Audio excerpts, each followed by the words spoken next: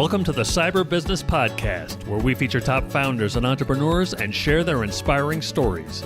Now, let's get started with the show.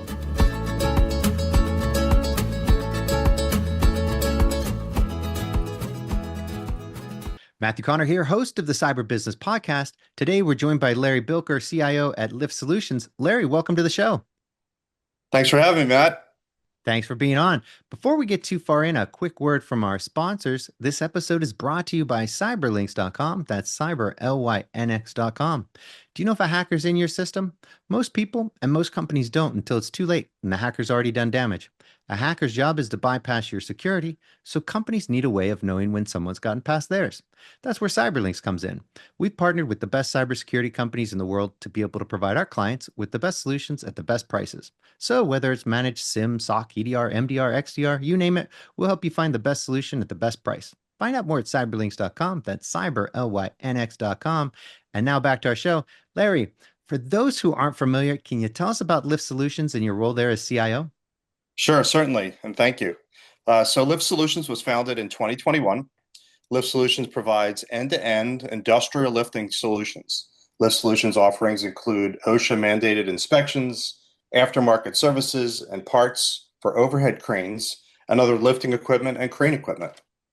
My position there is this Chief Information Officer. I've been in the role for 3 years, and it's a blast. We've been growing the company like crazy over the past couple of years.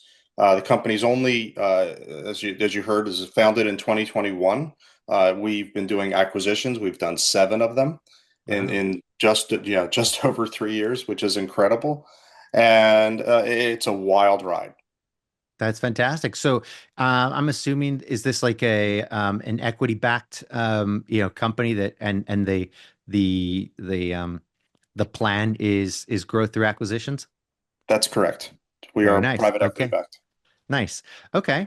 And then, 7 acquisitions in 3 years is quite the challenge. So as CIO, how do you, I think if for most CIOs, just thinking about it, you're leading the organization, you got your IT worked out in whatever capacity.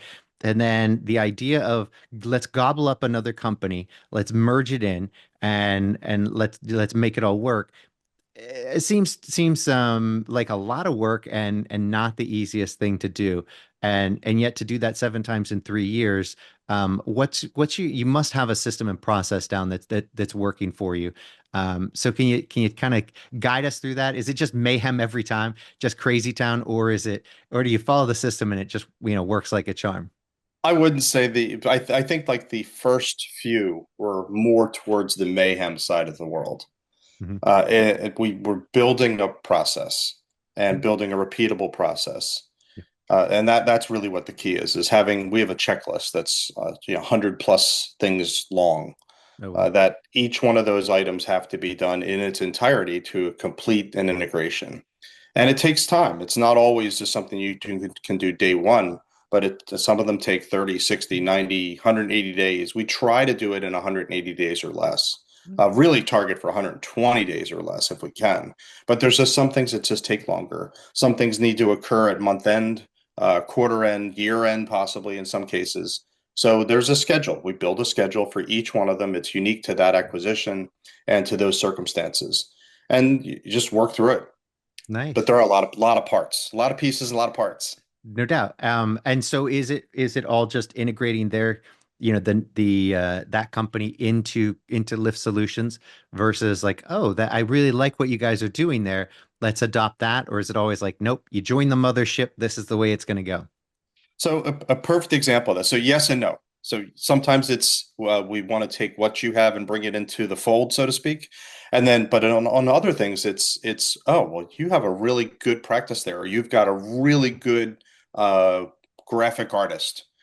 So we want to adopt, and it may be internal and maybe external. We may replace something that we've been doing with something brand new because it's better.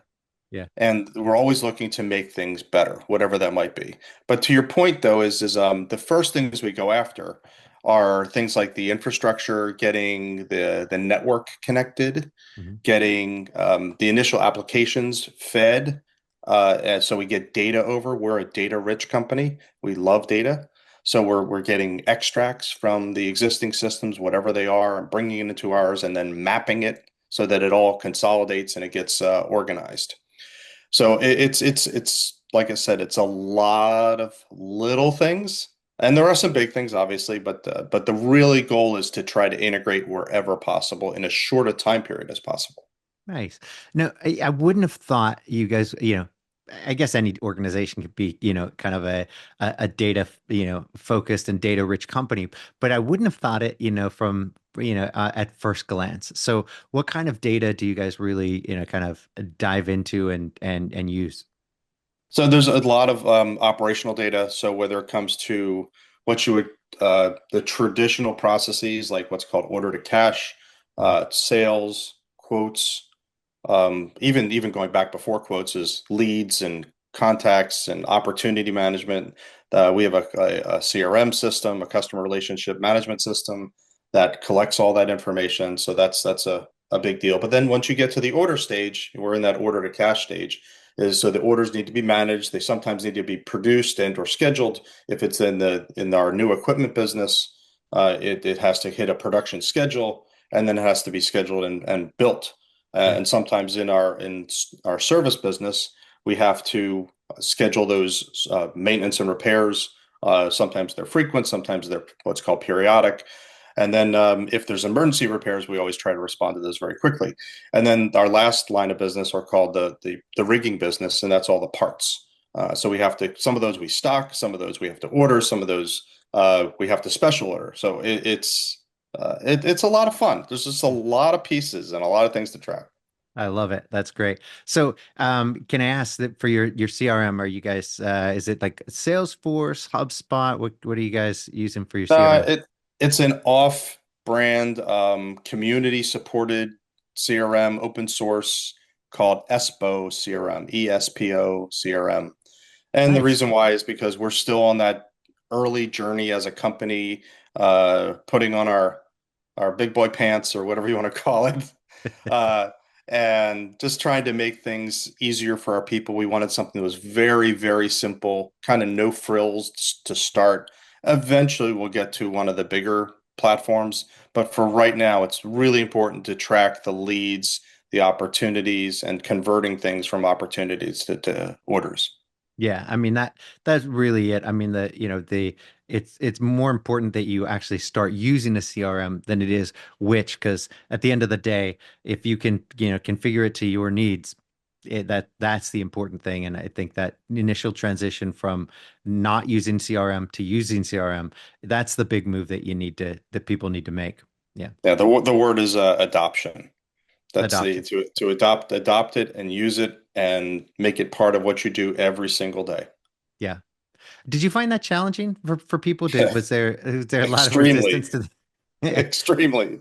So what was the key to success? What now in retrospect and having to bring on all these new companies and get them to adopt the CRM. What's the key to success? Some lessons learned. So the biggest lesson learned there is to show people what they can gain from it. Yes, it takes more time to enter leads and to convert them from a lead to an opportunity to an actual sale. However, you're going to get more support from your leadership, your management. You're going to get better turnaround times. You're going to get certainly get credit for what you're doing. But if you don't do that, then there's going to be questions about how are you filling your day? How many calls are you making? What emails are you sending out? What are you following up on? I mean, there's less questions, and Yeah. you can measure people's productivity based upon what they're putting into the system. Yeah. No, and I think that's it. I think that's a really nice point to make to people that look, there's less questions. We're not going to be, bothering you constantly because it's already in the system. Yeah. I think that's nice. So let's dive in real fast to your, or not even real fast, but I love these things. I like to call them origin stories, right? Like we're all, IT superheroes. But let's dive into your story. Like what got you into tech and how did you get to what was your path to CIO and where you are today? That's a really fun story, Matt. So this is going to go back a long ways. So when I was 16, which I know I look relatively young, but that was quite a while ago. I was into technology, and at an early, very early age, I used to go visit a store which is, I don't think there are anymore in the United States, RadioShack, Yeah. and they used to sell computers there, and I used to go there after uh, bowling on Saturdays typically, and go sit there and just play with the computer. And eventually, I pulled out one of their books that they had there and learned some basic programming. And the guy in the store there thought this was awesome because, like, if this kid can do it, anybody can do it. Yeah. So that led into a bunch of other things. I developed some software when I was in my teens for severely disabled children to help them communicate. That was a lot of fun.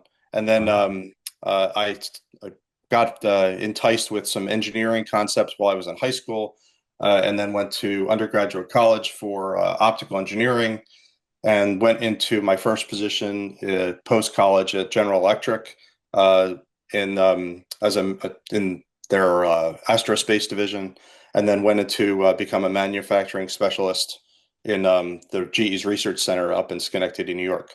So that was all in the early '90s, and but it's still, again, this whole thing about computers is kind of on the side there, and it was just this side passion, and I didn't quite accept it.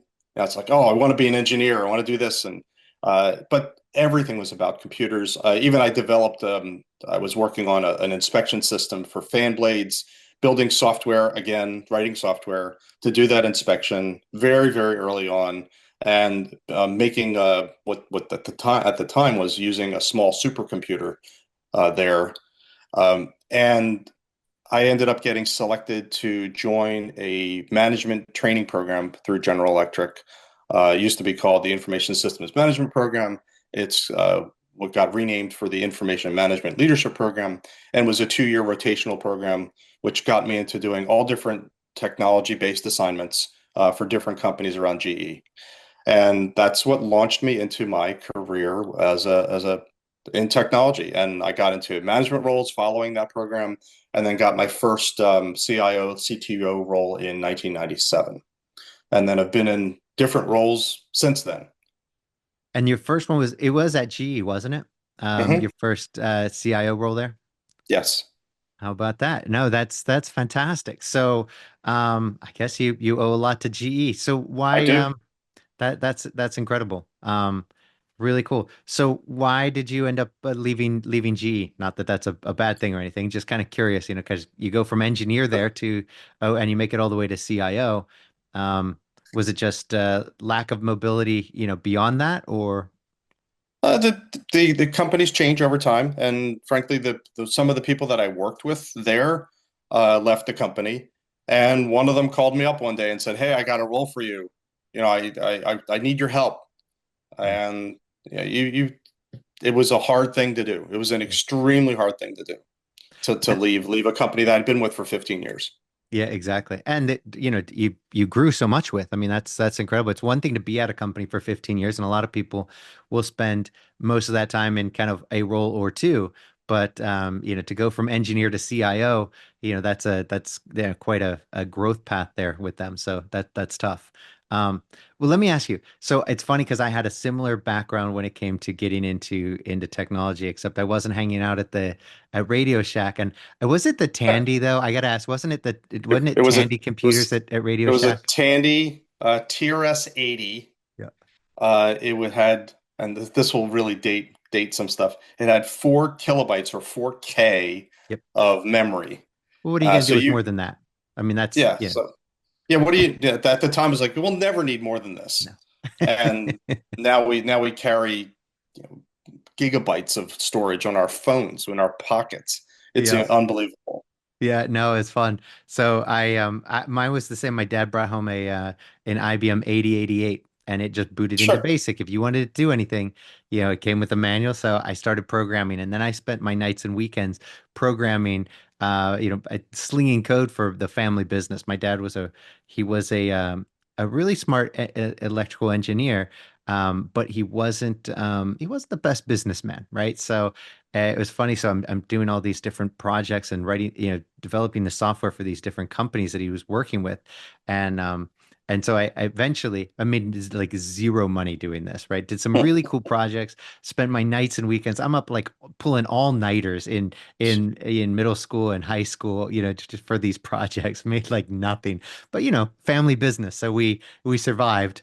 And then I was like, you know what, I got to get out of here and make some money. So I joined the army to make like $6 a year in the army, right? As a private.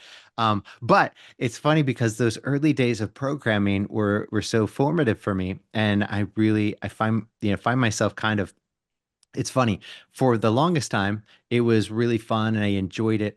And now it's gotten so, the world has advanced so much that I don't even think twice about it. Like it used to be like, oh, I miss coding. And now I'm like, I don't know. Even though you've got AI to really help, which let's face it, from the basic days where we had you had the manual with Right. the syntax, that was it. That's all you're getting. Everything else you created, right? And now you've got AI to be like, hey, what's wrong with this? Oh, you missed a Right. semicolon. Oh, awesome, right? Or like, how do I do that? Yeah, I couldn't imagine how much nicer it is to start programming now versus then. Oh, But sure. do you ever miss it, or are you still doing some coding now? I wouldn't say coding. I would say more integration and scripting every so often, just to do those kinds of things. I don't know how much you've played with like ChatGPT, but A lot. the ChatGPT, the pay for version, actually will write code for you. Yeah. I mean, it will write Python code and lots of it very, very rapidly. I can't speak to the accuracy of it because again, I'm a little removed from that world, Yeah. but it really does work rapidly and quickly. And I think there's some great tools out there, but you have to be mindful and you have to still use your brain. You got to be mindful and aware that this is a tool, it's a system, it's not. It is AI, artificially intelligent, but it is at the moment it's still artificial. It is not true thinking. So make sure that you don't forget to think. Yeah. And I think that I think that's actually a really good thing because it's this tool that is supercharging, people at all levels. So even that entry level, coder, they're doing so much more, so much faster, so much better. I mean, yeah, sure, they're not a senior, software engineer. They don't have Yep. the years of experience, but boy, can they knock out some great stuff really fast because they're now supercharged. I mean, we can easily remember how nice it was to be able to Google problems and be like, oh, so much better, just because you got to hear from a bunch of different people Right. posting on a forum, like, this is what that problem was. Oh yeah, super cool. And now you just ask ChatGPT and or whatever your, Grok Yeah. or Gemini, whatever your Right. LLM of choices.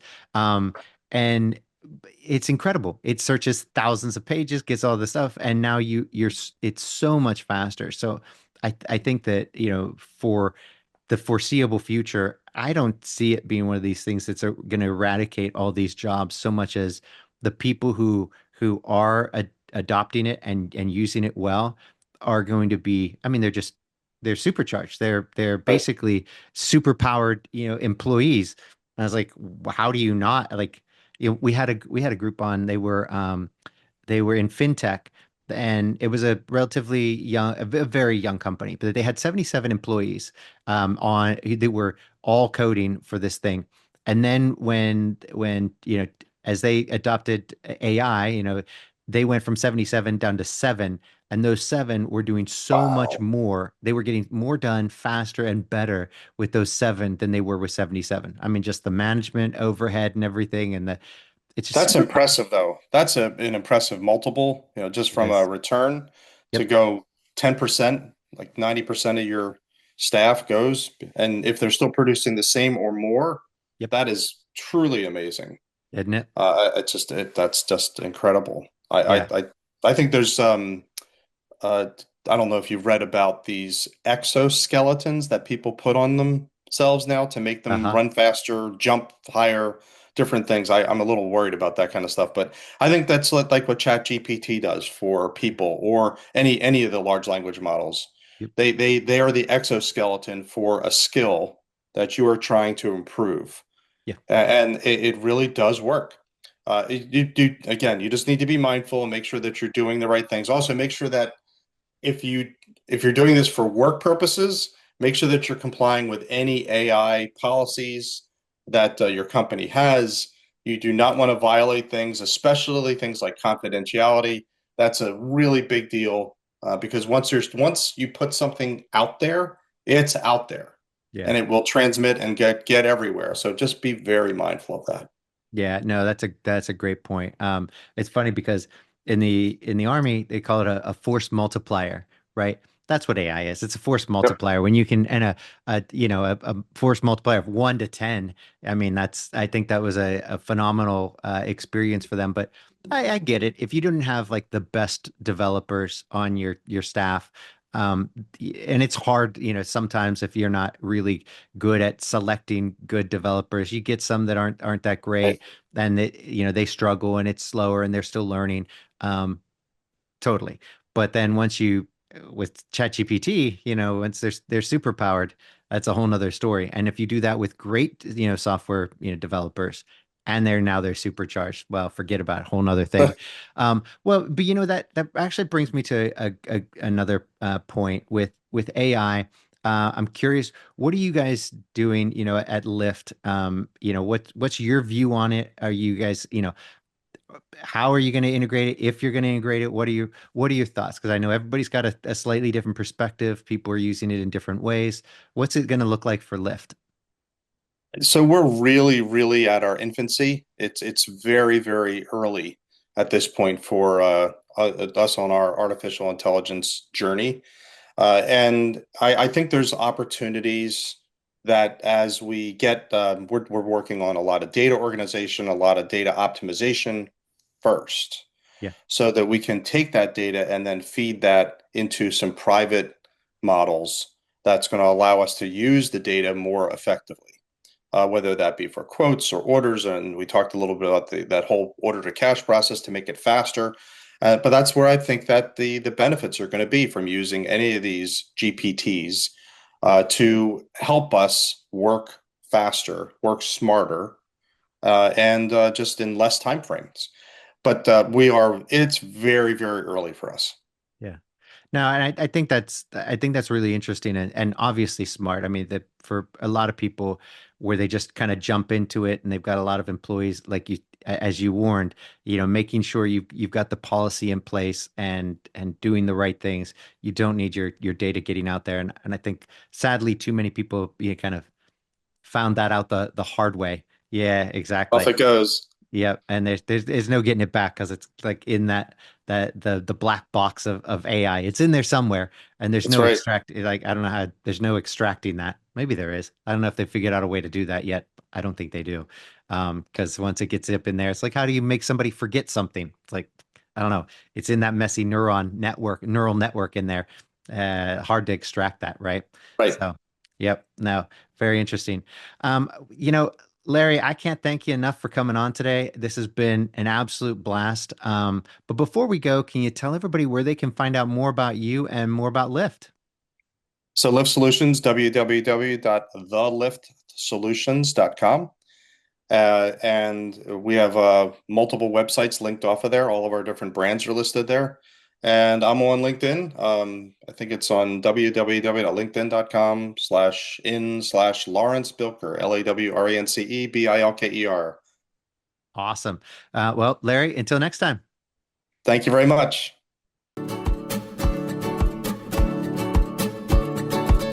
Thanks for listening to the Cyber Business Podcast.